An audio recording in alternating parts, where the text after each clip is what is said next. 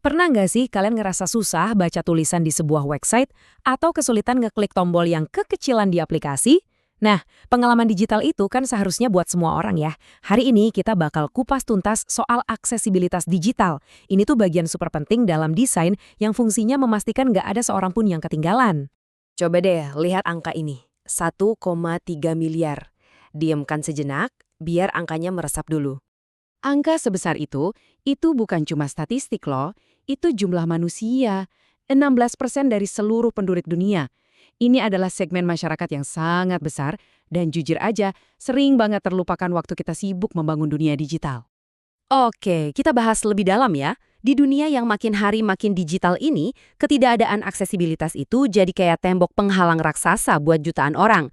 Jadi, ini bukan lagi sekedar masalah teknis, tapi ini udah jadi masalah hak asasi manusia.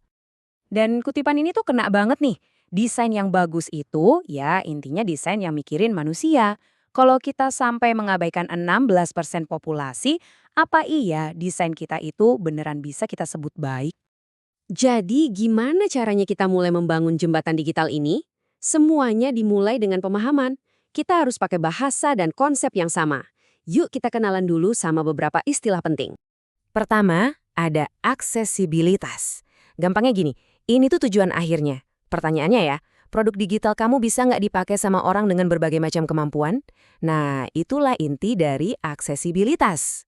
Terus ada desain inklusif. Nah, ini cakupannya lebih luas lagi. Aksesibilitas itu bagian dari desain inklusif, tapi filosofi desain inklusif itu sendiri ngajak kita buat mikirin semua spektrum keragaman manusia, dari awal banget proses desainnya.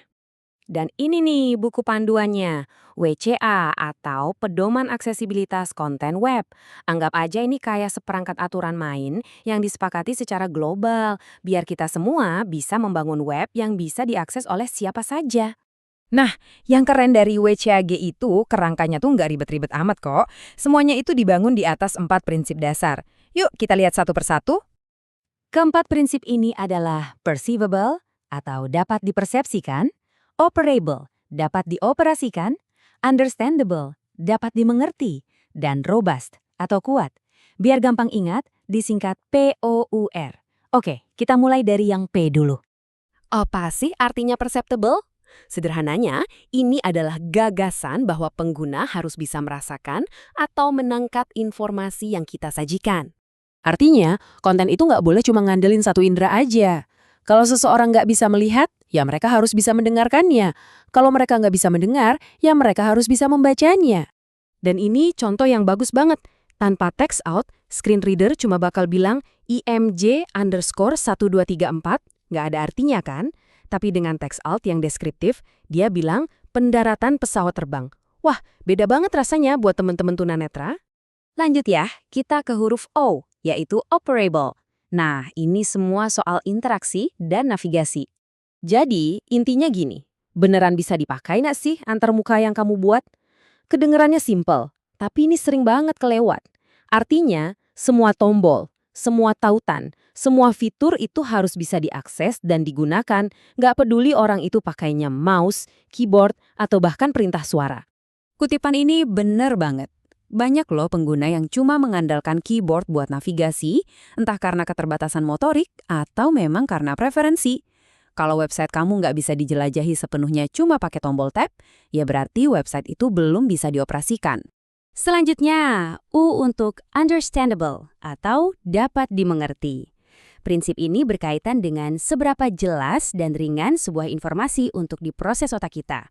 Jadi ini bukan cuma soal bahasanya harus sederhana ya, tapi juga soal navigasinya yang konsisten, terus perilaku tiap komponennya itu bisa ditebak. Pengguna tuh nggak seharusnya nebak-nebak. Ini kalau diklik bakal kejadian apa ya? Dan yang terakhir, kita sampai ke R untuk robust atau kuat. Nah, ini prinsip yang paling teknis di antara keempatnya. Maksudnya apa? Artinya, konten kamu harus dibangun sesuai standar teknis yang ada. Ini penting banget biar konten itu bisa berfungsi dengan baik di berbagai browser, di berbagai perangkat, dan yang paling krusial bisa bekerja dengan teknologi bantu yang ada sekarang, maupun yang akan ada di masa depan.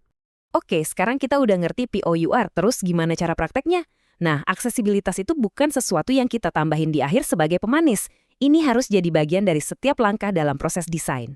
Proses ini nunjukin caranya dengan jelas banget, mulai dari berempati dengan pengguna, mendefinisikan masalah mereka, cari ide solusinya, bikin prototipe, dan yang paling penting, uji coba langsung dengan pengguna disabilitas. Ini adalah siklus yang harus terus berputar. Jadi apa nih yang perlu kita ingat dari semua ini?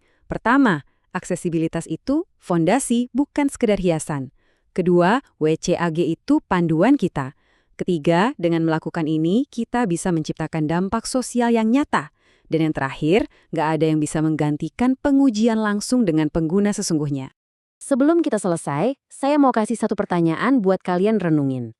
Mulai sekarang, coba deh perhatikan dunia digital di sekitar kalian. Seberapa baik dunia itu melayani semua orang?